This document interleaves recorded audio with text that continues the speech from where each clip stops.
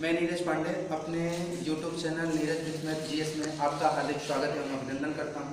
और आज मैं एक नया चैप्टर लेके आया हूं क्लास 9th वालों के लिए, सर्किल, वृत्त। अब वृत्त से संबंधित जो मुख्य परिभाषाएं होती हैं, वृत्त में जो जो चीज़ें होती हैं, उसको मैं आपको बहुत आसान भाषा में समझाने की कोशिश करूँगा और ये भी आशा रखूँगा कि आप लोग मेहनत के साथ पढ़ेंगे। देखिए बच्चों, वृत्त का आशय क्या होता है? वृत्त की अगर परिभाषा देखी जाए तो वृत्त किसे कहते हैं? माना जाता है वृत्त उसे कहते हैं कि निश्चित किसी बिंदु को केंद्र मान करके निश्चित दूरी की त्रिज्या लेकर उसको परितः घुमाने पर जो आकृति बनती है उसको क्या कहते हैं? वृत्त कहते हैं। उसे क्या कहते हैं? वृत्त कहते हैं। तो हम लिखेंगे कैसे कि निश्चित बिंदु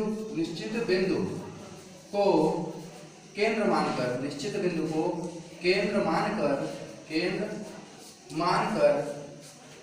दूरी की त्रिज्या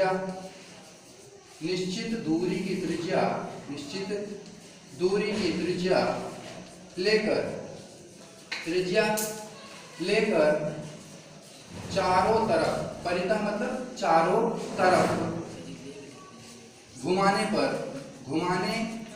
पर प्राप्त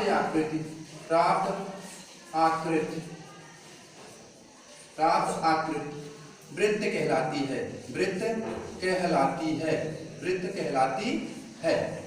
तो ये वृत्त तो आप सबको समझ में आ गया होगा कि निश्चित बिंदु को केंद्र मानकर निश्चित दूरी की त्रिज्या लेकर चारों तरफ घुमाने पर प्राप्त आकृति वृत्त कहलाती है। अब ये वृत्त हुआ। अब इसमें देखिए कुछ चीजें और होती है, जैसे इसको केंद्र माना गया, ये क्या कहलाता है? आपका केंद्र।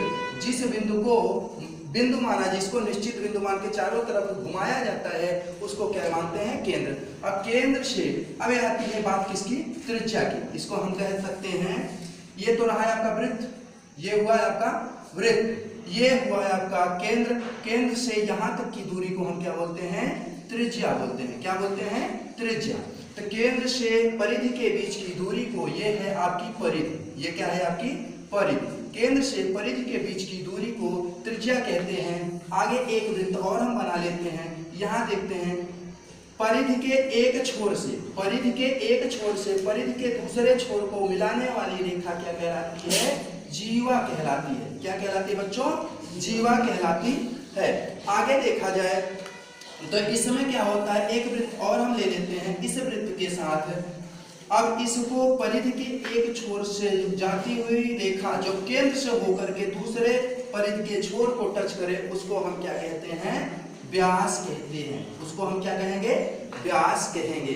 तो ये भी कहा जाता है कि व्यास जो होती है वह क्या होती है? वृत्त की सबसे बड़ी जीवा होती है। क्योंकि व्यास ऐसे भी बन सकती है, व्यास ऐसे भी बन सकती है, व्यास इस प्रकार से भी बन सकती है। जैसे आप चाहें व्यास को बना सकते हैं। तो इसको व्यास कहेंगे। हम क्या कहेंगे? इसको हम व्यास कहेंगे। अब देखिए, वृत्त में ही वृत्त को दो खंडों में, जो एक जीवा होती है वह वृत्त को कितने खंडों में बांटती है? बोलिए आप लोग, कितने खंडों में बांटती है? दो खंडों में। मुख्तियार कितने खंडों में बांटेगी? दो खंडों में। एक ऊपर का भाग हुआ, एक नीचे का भाग हुआ। तो ऊपर वाले भाग को, जो बड़ा भाग होता है, उसको हम क्या कहते हैं? दीर्घ वृत्तखंड। इसको हम क्या कहेंगे? दीर्घ वृत्तखंड।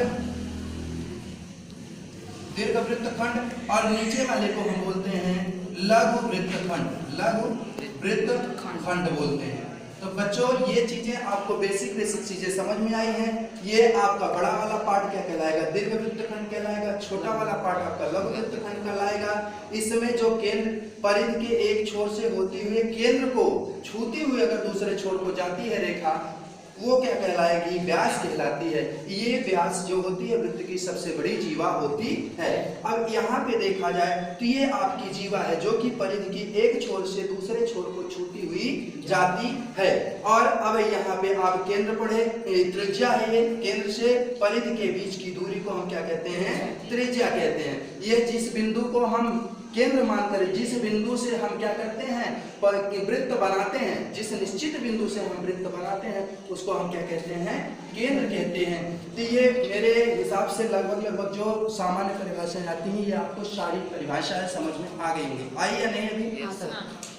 तो हम इसको आगे कंटिन्यू करते रहेंगे।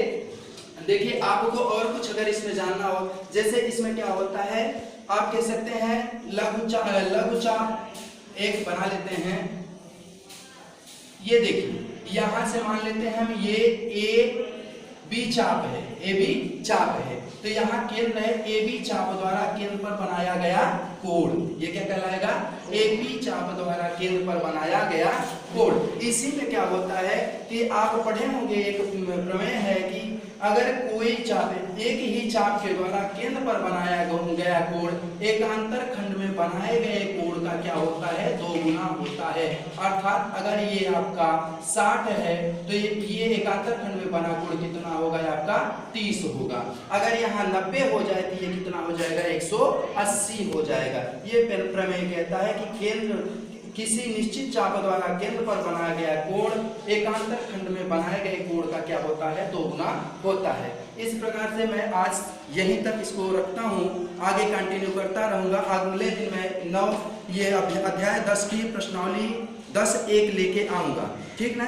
आप सभी को बहुत बहुत धन्यवाद, और आप लोग इस चैनल को शेयर सब्सक्राइब कर